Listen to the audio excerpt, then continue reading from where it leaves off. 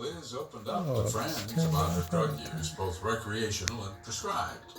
She took prescription medication like Adderall, but at times she over-medicated. Did she talk much about that? Oh, yeah. Yeah, let's talk very freely about it. Liz had always been under the care of psychiatrists. And she had her stash of prescription medication that she needed, but that she also liked as well. And she knew how to work the system to get the medication she wanted. So, kind of partially self-medicated. Yeah. And when medication wasn't enough, Liz sometimes resorted to alternate ways of finding relief.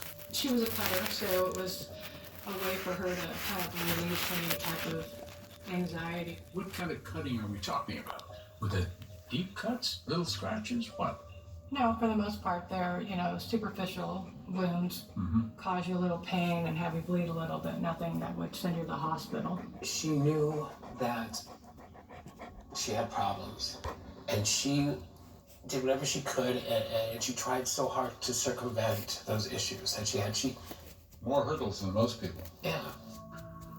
When things were going wrong in her marriage, Liz did what she would often do. She wrote about it, as if writing fiction. She showed it to Nathan. They had some very real actual events in the story.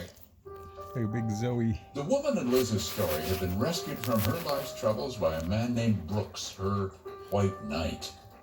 They moved to California, a little girl, and then things went bad.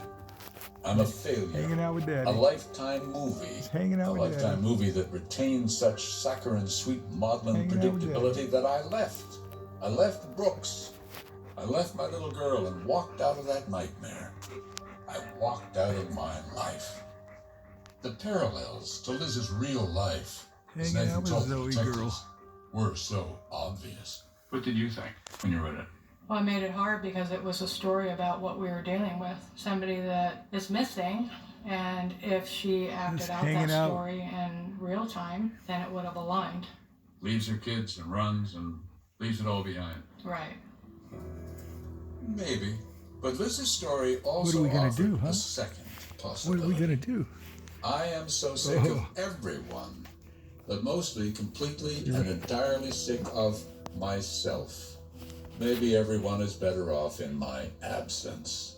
Did you ever think that suicide was a possibility? It was something that unfortunately was in the back of my mind. And to those possibilities, add yet another. Months before she disappeared, Liz created an online dating profile. When she got on the app, it wasn't, to be taken seriously at all.